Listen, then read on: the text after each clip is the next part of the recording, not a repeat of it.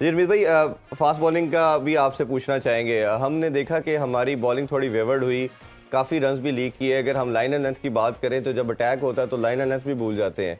और हमने देखा कि सारे बॉलर्स ने, आल्दो के हसन अली ने बड़ा शानदार परफॉर्म किया, 4 आउट किए, बट रन उसने भी बहुत ज़्यादा दिए। तो ये क्या देखते हैं, हमारी बॉलिंग लाइनअप को क्या मसला आया?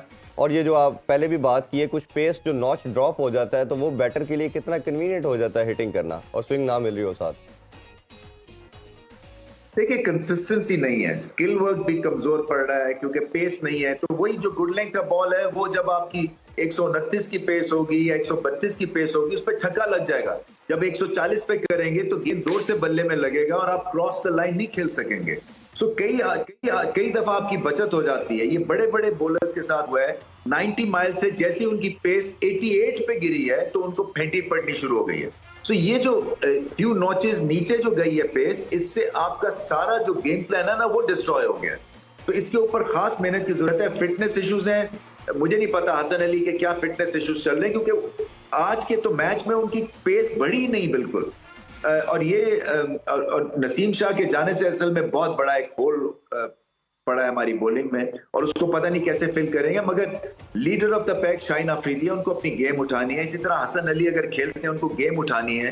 वाइट बॉल बेनतहा किए, एक्स्ट्रास पाकिस्तान ने बेनतहा कंसीड की, इंपॉर्टेंट मौकों के ऊपर कैच। वो देखे ना, कुसाल मेंडिस का 8 और 18 पे कैच छोड़ दिया, उन्होंने 125 की इनिंग्स खेल दी।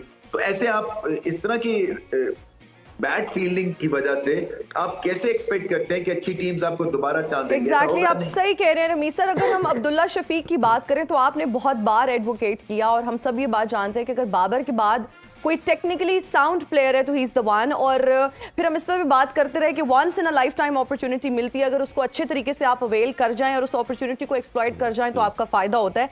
और हमने देखा कि अब्दुल्ला शफीक ने बहुत ही खूबसूरत शॉट्स कल खेली। क्या कहेंगे? और अगर हम मोहम्मद रिजवान की बात करें तो शुरू में उन्होंने थोड़ा सा स्ट्रगल किया, उन दोनों की ओवरऑल परफॉर्मेंस के बारे में क्या कहना चाहेंगे? देखिए, अब्दुल्ला शफीक ने तो एक तो अनाउंस किया कि वो आ गए हैं मैदान में, और ये बहुत बड़ी इनिंग्स है। तो एक तो बहुत बहुत मुबारक, और पाकिस्तान का मसला भी हल हुआ है। ये मुझे पता नहीं ये लॉन्ग टर्म एसेट साबित होंगे या नहीं, क्योंकि अभी ज्यूरी आउट है कि सीमिंग पिच के ऊपर ये कैसा खेलेंगे और आगे स्पिनिंग और सीमिंग कंडीशंस मिलेंगी।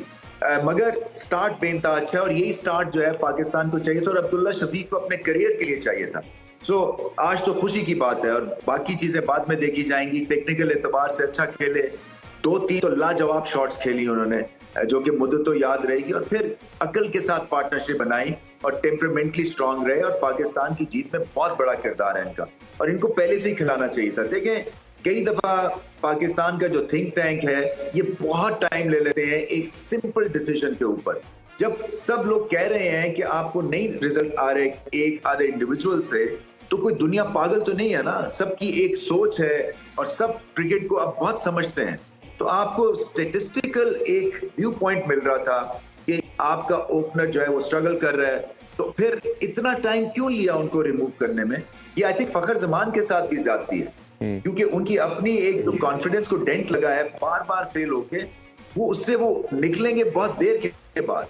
तो ये इसी तरह से आपको उसामा मीर को खिलाना है, इनको फोर्स्ड इंक्लूजन करनी है। ये पहली नेदरलैंड्स के अगेंस्ट ये चांस ले लिया जाता तो अच्छा होता, क्योंकि आपको आइडिया हो जाता है कि टिल कहां पे वो प्लेस्ड है ऐसे वर्ल्ड कप के इवेंट में। अब इंडिया के खिलाफ खेलते हैं, रिस्की तो है, मगर मैं तो ये कार्ड खेल जाऊंगा, क्योंकि मुझे पता है कि पाकिस्तान के दूसरे जो ऑलराउंड स्पिनर्स हैं वो भारत के खिलाफ चलने वाले नहीं है। सर, सबसे पहले हम आपसे जानना चाहेंगे पाकिस्तान की जीत के बारे में। कल एक रिकॉर्ड भी बनाया गया और ओवरऑल बड़ी ही कॉम्पैक्ट परफॉर्मेंस थी। आप उनकी परफॉर्मेंस को किस तरह से देखते हैं?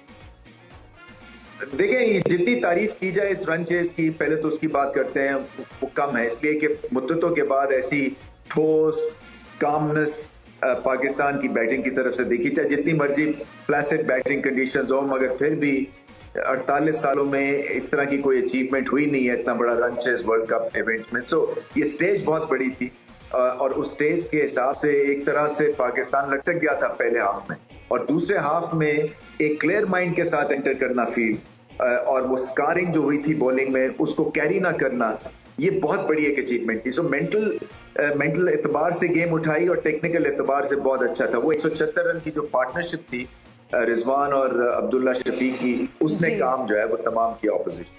अरविंद भाई, हमने देखा कि जब विक्ट्रीज मिलती है तो ऑब्वियसली आप कहीं अपनी मिस्टेक, जो लूप होल्स होते हैं, जो डेफिशिएंसीज हैं, आप हाइड कर लेते हैं।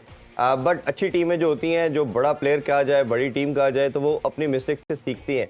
तो आपके ख्याल में कौन सी ऐसे एरियाज हैं जिसको इम्प्रूव करने की जरूरत है, और जो बड़ा टाकरा आ रहा है सैटरडे को इंडिया के अगेंस्ट, उसमें कितना हेल्पफुल हो सकती हैं? देखिए, ये आसान हो जाता है।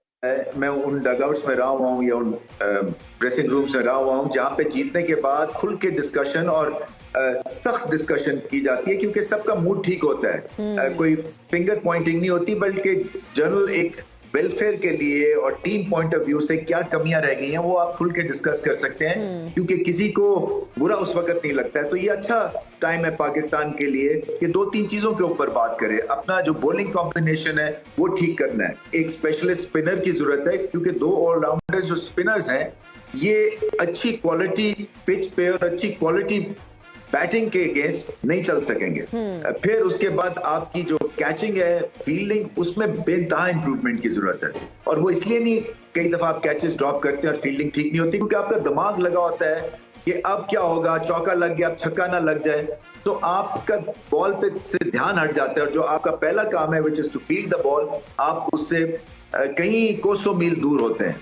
और फिर तीसरी बात वही है कि आपके जो ओवरऑल फास्ट बॉलिंग है, इसको थोड़ी सी स्पीड पकड़नी है, थोड़ा सा पैशन दिखाना है, जज्बा दिखाना है। ये नहीं हो सकता कि अगर ये बैटिंग कंडीशंस अच्छी हैं तो आप श्रीलंका जैसी टीम से छक्के पे छक्के खा रहे हैं। और स्पीड कहाँ गई है? 130 के ऊपर आपके मेजर बॉलर्स बॉलिंग कर रहे हैं, तो वो कैसे फिर काम चलेगा? फिर आपकी स्पिन डिपार्टमेंट भी हल्की है। ये तो एक मौजाना तौर के ऊपर रन चेज हुआ है, बट अच्छी टीम अगर 345 खिलाफ करेगी और 4-5 मैचेस में पाकिस्तान के खिलाफ 350 हो रहा है, तो फिर आपको वो जीतने नहीं देगी। तो ये पाकिस्तान को इसका खास ख्याल करना है। खेलों से रिलेटेड तमाम अहम खबरें और अपडेट जानने के लिए सुनो न्यूज़ के यूट्यूब चैनल को भी सब्सक्राइब करें और बेल आइकन को क्लिक करना मत भूलिएगा।